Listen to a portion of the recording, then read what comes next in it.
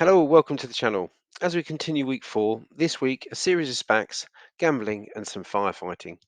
Let's look at the good, the bad and the ugly stocks over the last few weeks. No deep dive, but a short introduction. Do your own due diligence. First up, we have the shareholders approved Hammerhead Resources deal. This is a Decarbonization Plus for DCRD. So Hammerhead Resources based in Canada, DCRD is the ticker. They have 122 million revenue, 400 million market cap. Hammerhead Resources operates as an oil and gas company. The company acquires, explores, exploits, develops, and produces oil and gas and serves customers in North America. Looks like they do a bit of everything regarding the mining and distribution of oil and gas. Pros and cons: oil and gas can be a very lucrative business, but if they end up with a shallow pocket, they might end up being in the bin, as you might say. Very heavy on ESG and looking to be, they claim they're free cash flow positive to fund high return growth. Pros and cons of mining. So, as I said, 122 million. As a SPAC, they've come in and they've been fairly evenly priced and slowly gathered their way to a bit of a spike recently, where obviously the news has been released. Current market cap of 403 million. So we're going to have a quick look at the rest of the decarbonisation SPACs. So number 3 is Decarbonization Plus Acquisition Corp. 3 is emerging with Solid Power. This is a while ago they completed the merger. They are solid state batteries for electric vehicles. Interesting one there. As SPACs and a lot of things recently, they've taken a bit of a dive. They're valued at 636 million. Solid state batteries, there's a few companies vying for that space. This could be amazing or it could be bad. Again, good, bad, and ugly. Could be very, very ugly. Could be very, very good.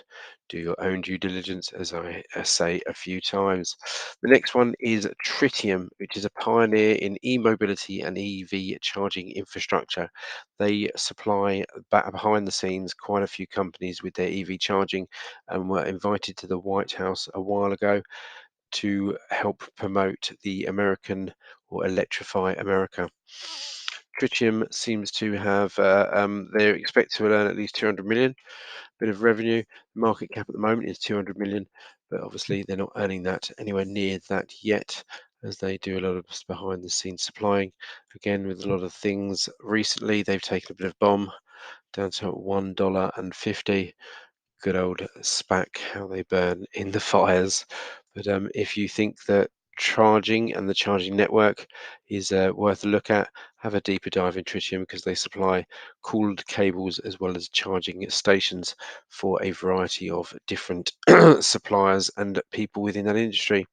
So the last one is Hyzon Motors, a leader in zero emissions hydrogen fuel cell powered commercial vehicles. Hyzon Motor have a revenue of around about 356,000. Not a particularly high revenue. Their market cap's 542 million. They're not making much money at the moment, but as with many car companies, it is the future that you need to look at and analyze and see where they can go.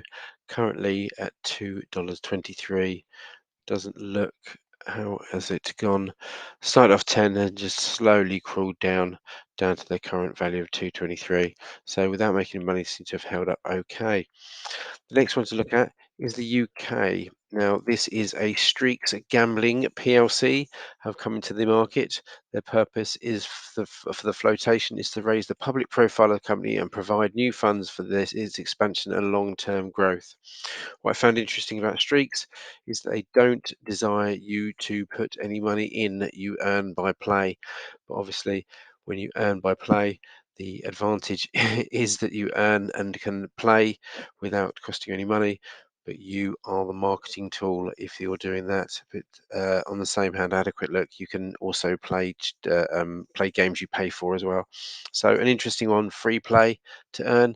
I think there's quite a few of these things around, but they've obviously done it to earn some money. They haven't really gone up too much. So zero revenue from what I could find. 12 million market cap, came in at 3 pence, 25k volume, and very, very little change over what looks like coming in at the beginning of January. So Yeah, doesn't look like there's too much interest in there. Average volume of 25,000. As I said, around about 3 pence, not really much of a move. Next, so yeah, Strix Gaming's dropped a bit. Market cap of 11 million, as I said. So next, we're going to have a look at another SPAC, which is a Jack Creek SPAC, and this is Bridger Aerospace. Bridger provides aerial wildlife surveillance, relief and suppression, and aerial firefighting services to federal and state government agencies. So essentially, they do firefighting and are quite an interesting company.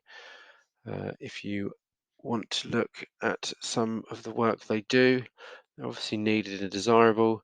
They have some sort of phone app, which means you can track stuff that they go. I think fires in the States, it can be a big issue, and perhaps they go further afield. They have a 45 million revenue, 630 million roughly market cap. um, their SPAC entry was $10, and they've got on average volume about 317,000. Interesting, their SPAC has come in only since May, hardly moved at all. Nobody done anything with them. A quick jump and then it's dropped. Obviously, it's beginning to get the curse of SPACs and see how it goes. Keep your eye on that if you're interested in the aerospace industry and people firefighting. That's ended today. Thank you very much. Watch some other videos. There's another one coming out tomorrow.